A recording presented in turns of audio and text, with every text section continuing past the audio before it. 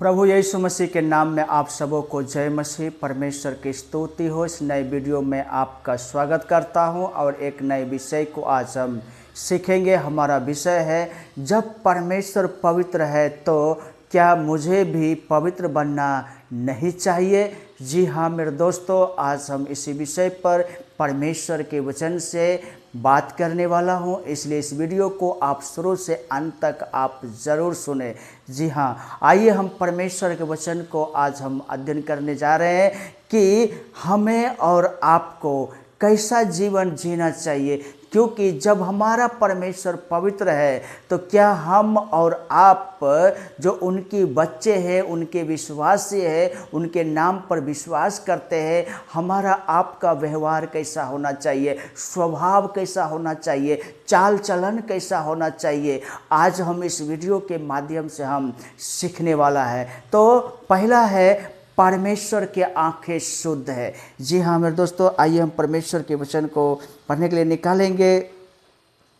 हबक्कुक के किताब उसका 1 अध्याय और उसका 13 पद में परमेश्वर के वचन इस प्रकार से लिखा है, तेरी आंखें ऐसी शुद्ध है कि तू बुराई को देख नहीं सकता और उत्पात को देखकर चुप नहीं रह सकता। यहाँ पर परमेश्वर के वचन, परमेश्वर के दास के द्वारा हमें और आपको बताया जाता है कि परमेश्वर कैसा है।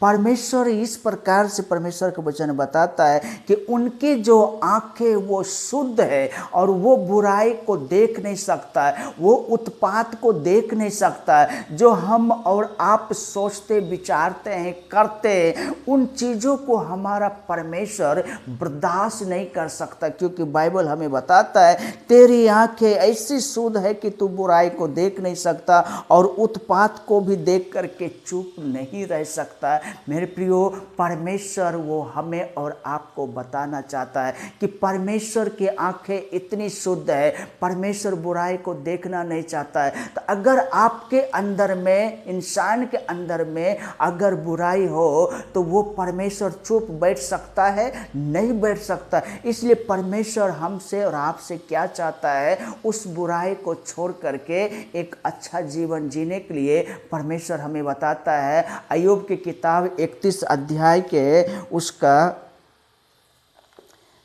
1 पद में लिखा हुआ है, मैंने अपनी आंखों के साथ वाचा बांधी है, फिर मैं किसी कुमारी पर कैसे आंखें लगाऊं। जी हाँ मेरे दोस्तों, इसने उस पवित्र परमेश्वर के वचनों को समझ लिया था और इन्होंने कहा, मैं अपने आंखों को उस गलत दृष्टि से, गलत दिशाओं में मैं क्यों ले जाऊं, बोल करके परमेश्वर के वचन बताता। क्योंकि परमेश्वर के वचन बताता, जैसा मैं शुद्ध हूँ वैसे हमारे साथ चलने वाला विश्वासी लोगों को भी शुद्ध और पवित्र जीवन जीना अनिवार्य है।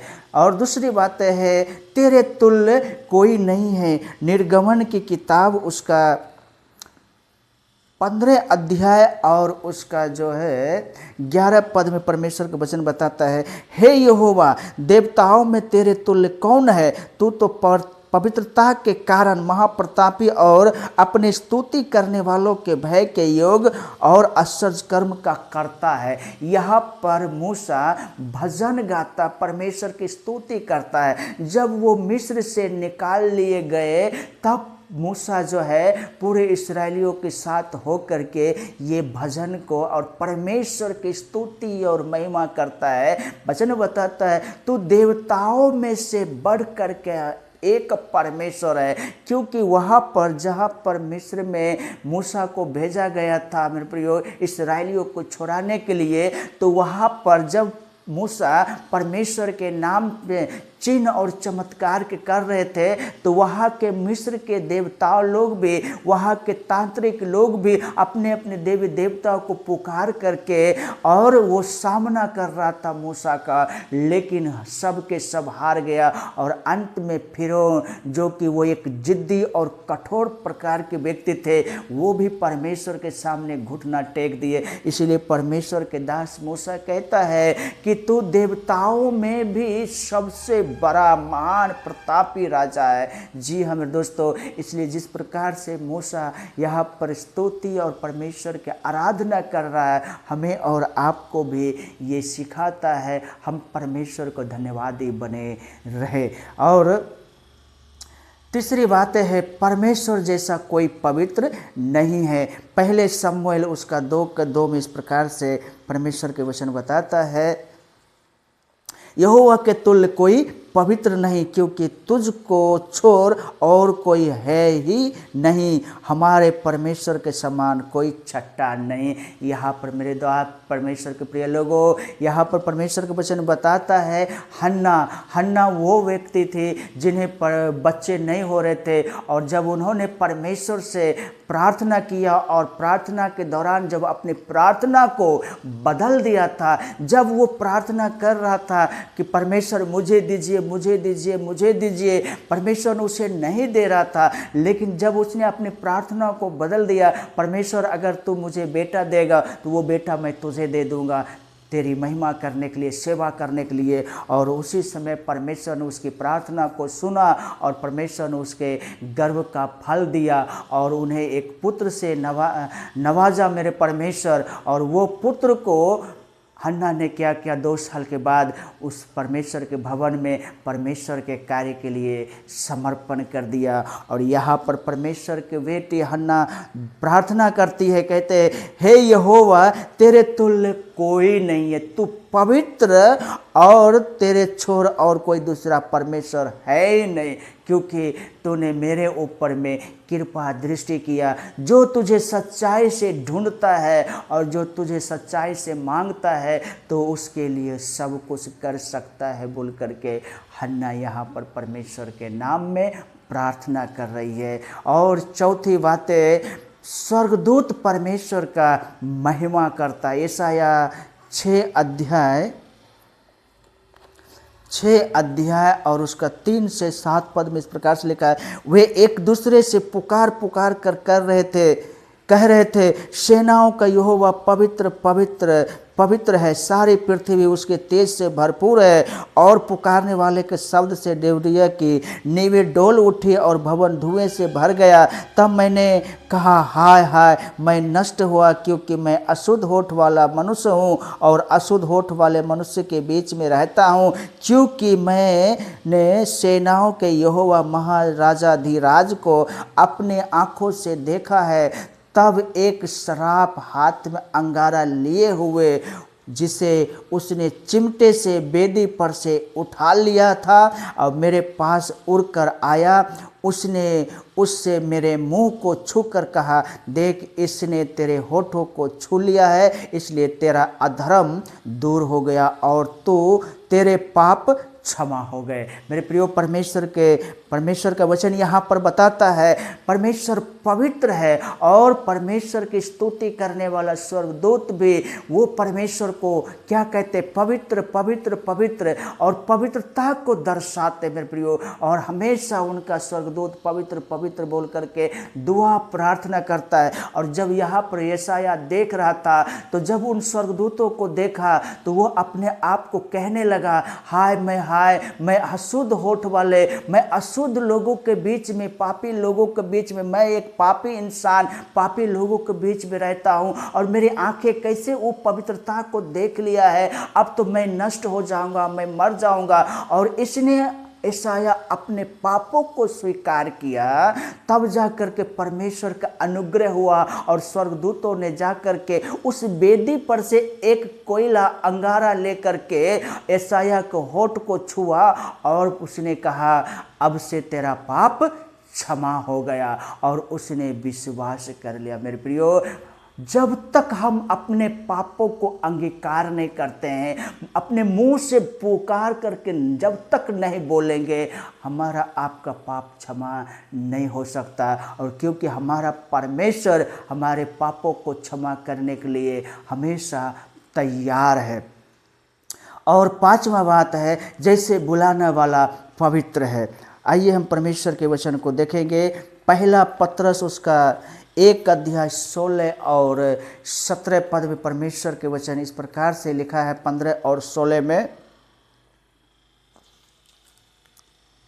पर जैसा तुम्हारा बुलाने वाला पवित्र है वैसे ही तुम भी अपने सारे चाल चलन में पवित्र बनो, क्योंकि लिखा है पवित्र बनो क्योंकि मैं पवित्र हूँ। जी हाँ मेरे दोस्तों, हमारा बुलाने वाला, हमारा परमेश्वर, हमारा प्रभु यीशु मसीह वो पवित्र है, वो निर्दोष है और वो ही हमसे भी आशा रखता है कि हम भी, आप भी पवित्र बने। और कैसे? पूरा चाल चलन, व्यवहार में, बोल चाल के भाषा में, मेरे प्रियो सोचने विचारने में हमें पवित्रता दिखानी पड़ती है। अगर आप पवित्र नहीं रहोगे, क्योंकि इतिहास की किताब, दूसरे इतिहास की किताब में वहाँ पर 16 अध्याय के 9 पद में परमेश्वर के वचन बताता है, परमेश्वर के आँखें पृथ्वी के चारों ओर घूमती फिरती है और उन्हें देखने के लिए घूमती है जिनका मन नम्र है, शुद्ध है, उनके ऊपर में परमेश्वर अनुग्रह करता है। मेरे प्रियो, परमेश्वर के वचन बताता वो हमें बुलाने वाला है, बुलाने आया है। वो पवित्र परमेश्वर हमें और आपको स्वर्ग को छोड़ करके यीशु रूप ले करके धरती पर आया और हमें अलग अलग स्थानों से चुन करके इकट्ठा किया और हमें भी कहता है कि जैसा मैं पवित्र हूँ तुम भी पवित्र बनते जाओ, मेरे लहू से शुद्ध होते जाओ और पवित्र चाल चलन, पवित्र भाषा बोलने के लिए परमेश्वर हमें बताता है। और छठी बात है इफिसी उसका 2 अध्याय उसका 13 से 16 तक में इस प्रकार से परमेश्वर का वचन बताता है, पर अब मसीह यीशु में तुम जो पहले दूर थे मसीह के लहू के द्वारा निकट हो गए। जी हाँ मेरे दोस्तों, परमेश्वर का वचन बताता है हम लोग पहले कहाँ थे? दूर थे, परमेश्वर से दूर थे, परमेश्वर से अलग थे।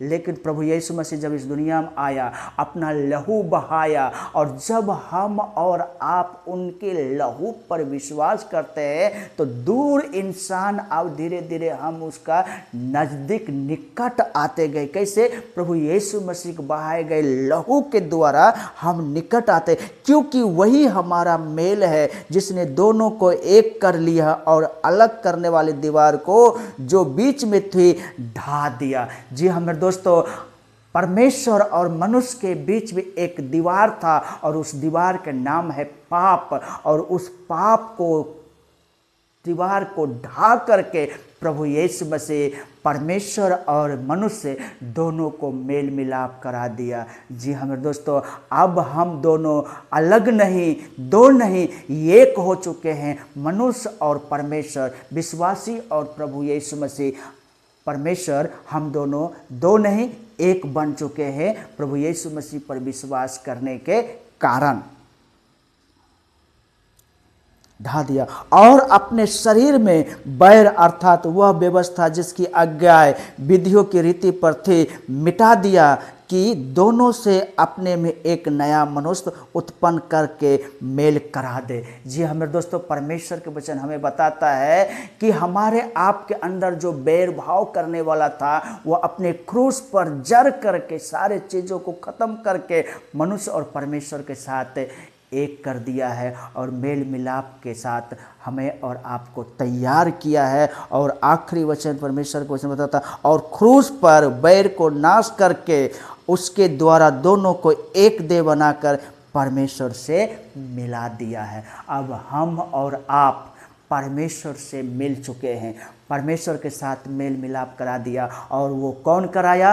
हमारा प्रभु यीशु मसीह। कैसे कराया? अपना लहू बहा कर, जान दे करके मनुष्य और परमेश्वर को एक किया। इसलिए आप कभी मत कहिए कि परमेश्वर ने मुझे छोड़ दिया। नहीं, प्रभु यीशु मसीह के द्वारा परमेश्वर और आप दोनों एक बन चुके हैं। वो आपका पिता और आप उनके बच्चे। बस आप एक पवित्र जीवन जीने की कोशिश कीजिएगा। और आखिरी वचन हम बोल करके समाप्त करने वाले हैं।